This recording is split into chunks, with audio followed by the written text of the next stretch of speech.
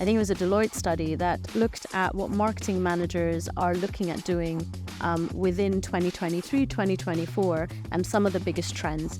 And the biggest trends included things like the metaverse. Believe it or not, 48% of businesses claim they're going to be in the metaverse in the next year.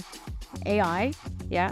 And then the third one was personalization. So personalization is up there along with the metaverse and AI in terms of a trend that, businesses are looking at exploring. A business has to make sure that they are following all the rules of privacy protection.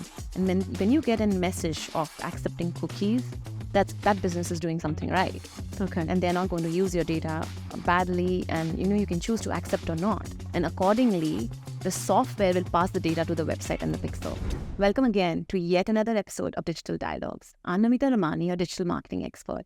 And with me is my co-host, our content marketing expert, Reim. Houni. Hello. I'm super excited today because we're talking about something I really enjoy, which is the power of personalization. In fact, you have had this experience from back in the days when digital was not a big thing. So I'm genuinely a big believer that personalization makes a huge difference. I think if you really think about even gifts you receive or how you interact with people, it always feels a bit nicer when you receive something personal, receive something handwritten, something with your name on it. But when you come and think from a business perspective, so one of my first jobs was actually managing a video store. So back in the day, remember video stores, rental stores, people, for those who may not know, for the younger people out there, once upon a time, we used to physically go to a video store, look through all the movies we liked, take a VHS tape, and you'd have to bring it back the next day and you'd be responsible for rewinding it. That was an important part of the process. But, when you work in a store like that, you see the same customers day in, day out. And you want to make the experience as personal as possible. And I remember it being a very manual process. Like we used to literally look at, the movie rentals people made, like what the genre of interest was, their frequency they came in. And often, like based on that data, would decide like, oh, let's give this customer a phone call and let them know that this movie is about to get released this weekend. It was a lot of work. It was a manual process, sifting, looking at records, making phone calls. It made a difference, which is why we did it.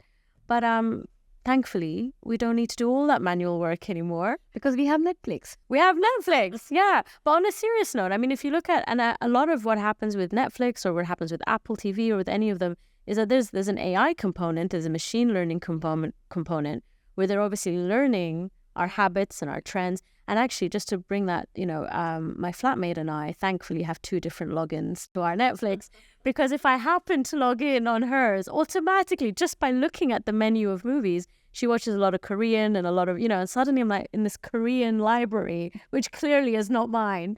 But it goes to show it's a very customized, personalized experience based on, the habits that the machine has learned. So we actually see it everywhere in our day-to-day life, although we may not notice it. Yeah, true. So I think that, yes, there's an AI component, but there's a very strong digital marketing component. So tell me more about how brands can now utilize the digital marketing tools to really personalize and customize experiences out there for their customers. I think personalization has become a big problem, right? Because everybody's imposing these GDRFA laws and because the data privacy has become a big issue because of extreme personalization. We use cookies and pixels to track data, to track your activity.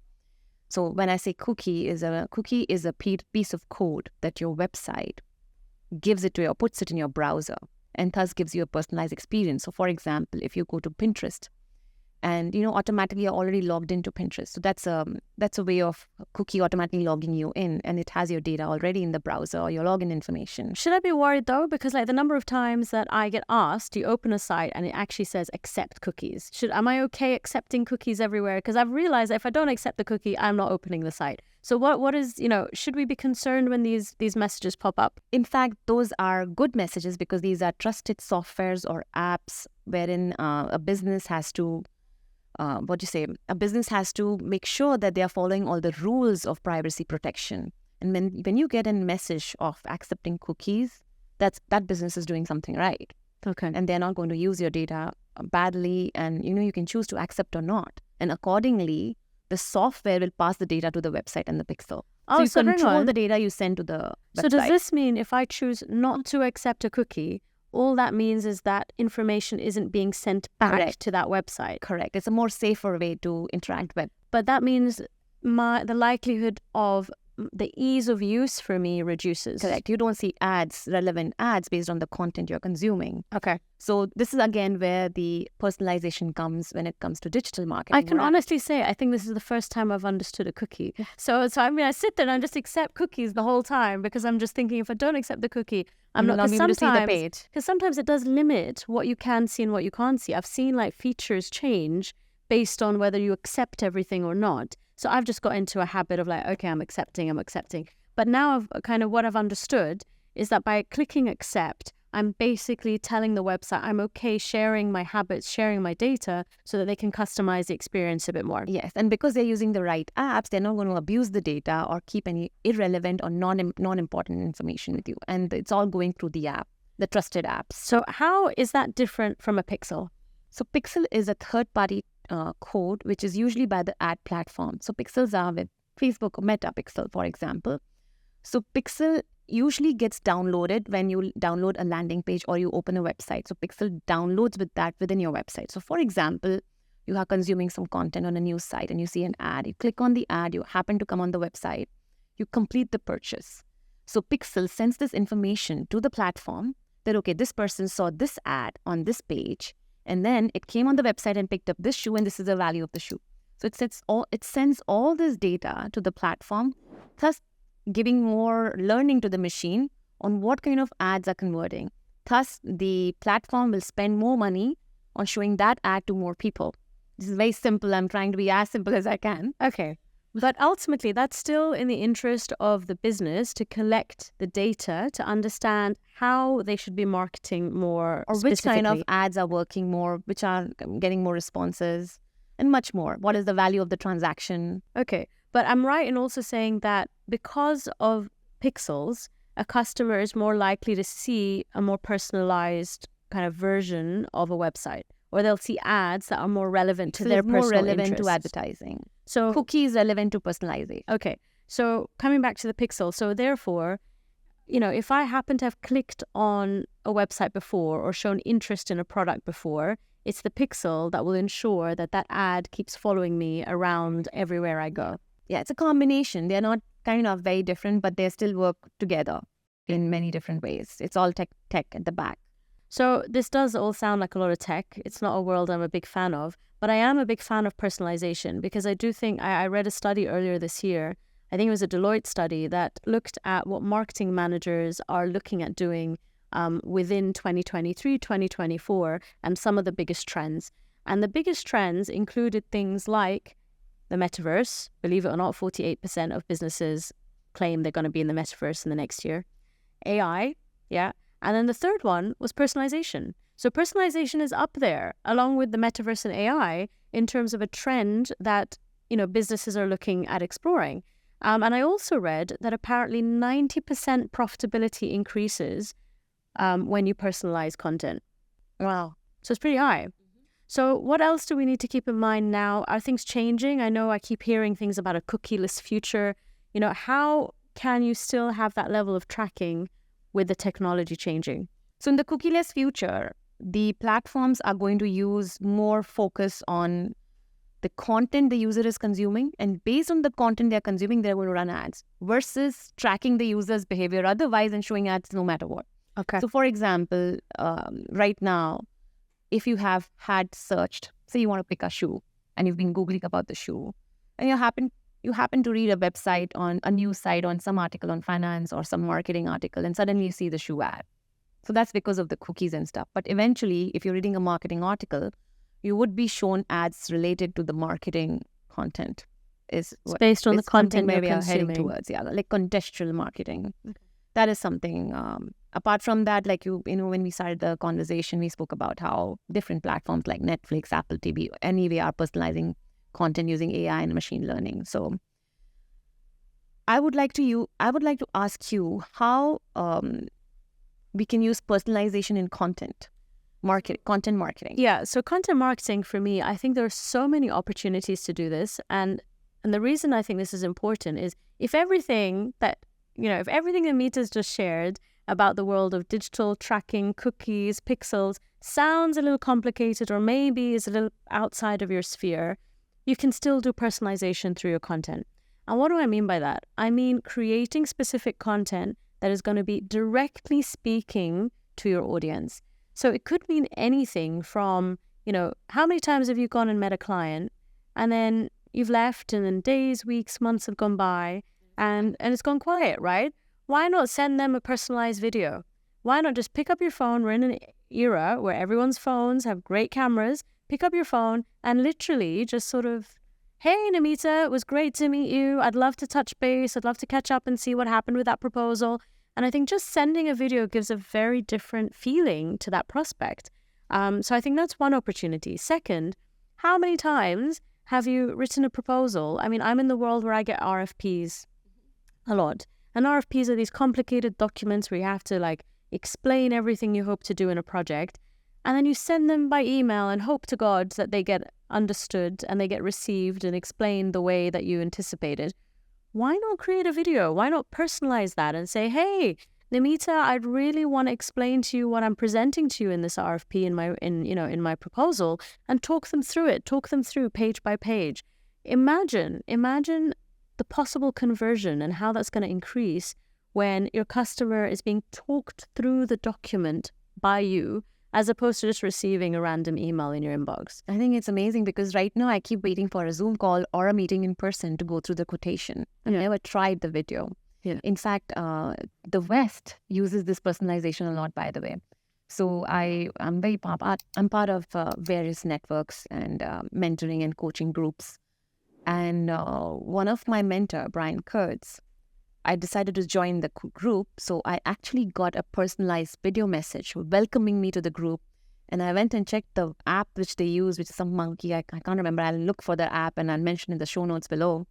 And you can actually use the app to record a message within your computer and clip it with your email, with your WhatsApp. It makes a small file and it's very shareable. So the West is already using personalization in a big way, but this is a great idea. I'm actually going to give it a try. But it doesn't end there. I genuinely believe you can look at every single touch point in your customer journey and turn it into a video. Maybe in a follow-up as well. Follow-up. Every single time you meet someone, do that summary catch-up video. Great to meet with you. Just to summarize what we discussed 1, 2, 3. I'm going to make sure I get to 4, 5, 6, and let's see how we can move this forward. Please send minutes of the meeting. How many people do you know sit and read? On a serious note, if someone sends me minutes, am I going to sit and read all of this? Versus if they send me a video and it's personal, now I'm sitting there going, oh, this person's made some effort. I'm going to pay attention. I would say not just that, not just the follow-ups. Even, aid greetings. I am so sick to death. I appreciate them. I appreciate everyone who sends me a lovely designed company happy aid greeting. But you're part of a weird broadcast list where it's been sent to the planet and there's nothing personal about that at all, right? I know it takes a bit of extra effort, but sending a video message where you go, hey Namita, I want to wish you a very happy Eid. Hey Namita, I want to wish you a very happy Diwali. Look forward to celebrating with you in the weeks and months to come. That is entirely different to getting this cookie cutter designed, image that everyone's getting. I actually don't send any greeting emails or messages to anyone because I really genuinely feel there's nothing personal about it. I appreciate the people who send them to me, but as an experience, I don't think it's a personal experience. There's an interesting thing we can try in email marketing. I'm going to give this a try to my database. Yeah. Send a personalized New Year message maybe this year or Christmas greetings. Yeah. So Christmas greetings, New Year greetings, but even go as far. I mean, we had an iftar last year and to be honest, I didn't do many. I just knew we were inviting different groups of people.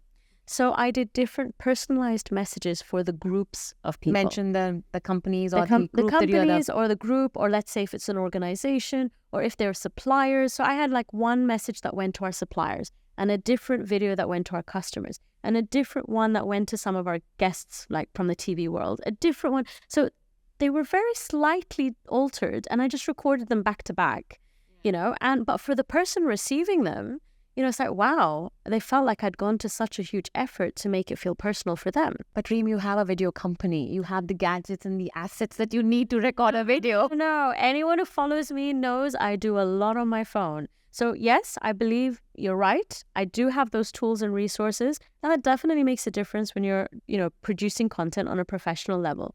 But I think everything we're discussing right now can be done on a mobile phone that anybody can do. And that's a different challenge. It's like people overcoming that hurdle and that fear and realizing that, it's personal, it's authentic. It doesn't matter if it's well produced or polished. It's about that personal touch and that message that you're sharing. Nowadays, phones honestly can give you a strong quality image.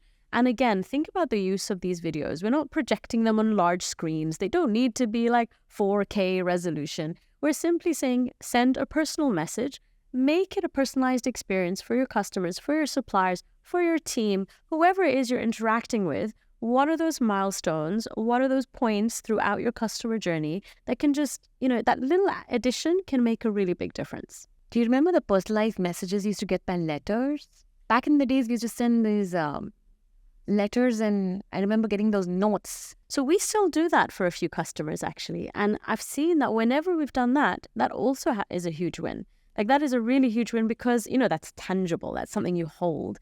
And I think, we actually courier, like when we have an experience, when we have an event, we courier a box with a handwritten note. And I think that's something that, people get very excited about. Yeah. But they get very excited about because not many people are doing that anymore. But you know what you do by doing that? You create a loyal fan. Totally. The customer is not going to anyone except you. Yeah. So, you just do something like that. Everyone's super eager to take photos and snap away and share it. And that message just keeps on spreading. I'm a very big believer in just making things as personal as possible when you're working with people. I think that's an amazing idea. In fact, I'm going to open up the room to the listeners.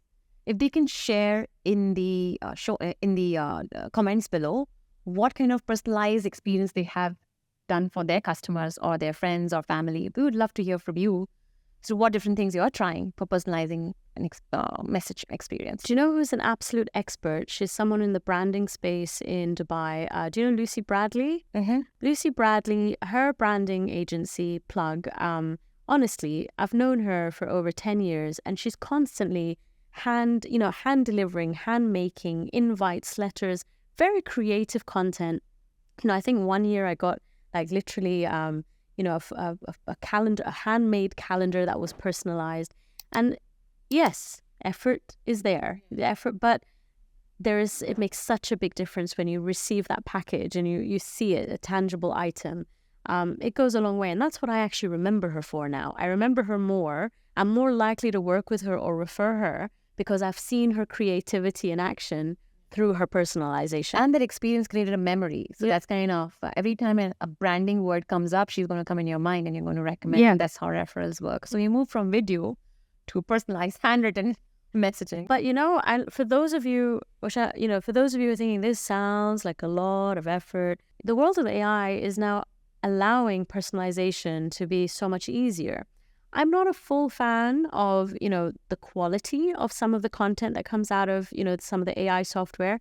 But just to give you an example, like I've seen some video softwares which, they learn how to replicate your voice so that, if I need to churn out 100 videos that, welcome a customer to my program, it's by literally feeding it the names, it will replace the name in my voice. Right. So effectively, I'm only actually filming that video once and then the software is replacing the name and that's allowing it to be more personalized and has that feeling. Or similarly, you could go a bit further and not just the name, but the name and the industry, or maybe the color scheme, or just making things feel like they really are catered to that individual. What I find even more interesting is, so we mentioned that 90% of marketers believe that personalization leads to increased profitability. But I think it's as high as 69% of customers that are now, it has an impact on them. When they receive it, they're feeling that whole warm and fuzzy feeling to an extent that 80% are more likely to buy. So 80% are more likely to buy from you if the experience is personalized. So every 10 proposal I send with a video message, I can expect no. You never know. But I think it's about all the personalization. I know we've discussed before kind of email marketing, the impact of putting someone's name in the subject, right? Yeah. So, and I think that's not going to go missed ever, your name. Yeah. So the minute you see your name, oh, this is for me. It's not generic anymore. So I think it's really looking at all of the opportunities to make an experience feel personal. I mean, we do something in our office where we put someone's name on the door when they arrive. Yeah, I've seen that. Every time I walk into the door for the shoot, I see my name outside and welcome digital dialogue. But you'd be so surprised the number of people who just, feel really touched when they... Touched. Yeah. I did. They see their name, they're like, oh my God, they were expecting me. And then they take a photo and they post it. And that's like the moment, So it's not what happens inside the office. It's not that. It's literally the door, which they're taking photos of. And I must agree. I've actually video recorded it and I can't wait to share it on Instagram. Look, I'm going for the shoot.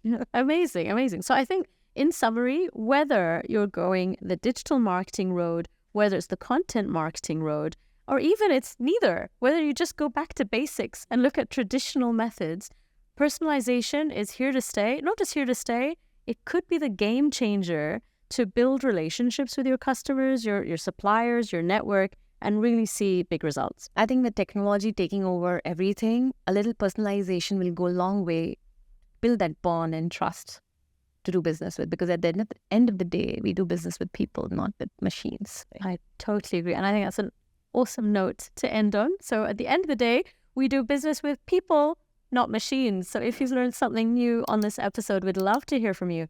Make sure you subscribe below, and we look forward to seeing you soon. Until the next digital dialogue.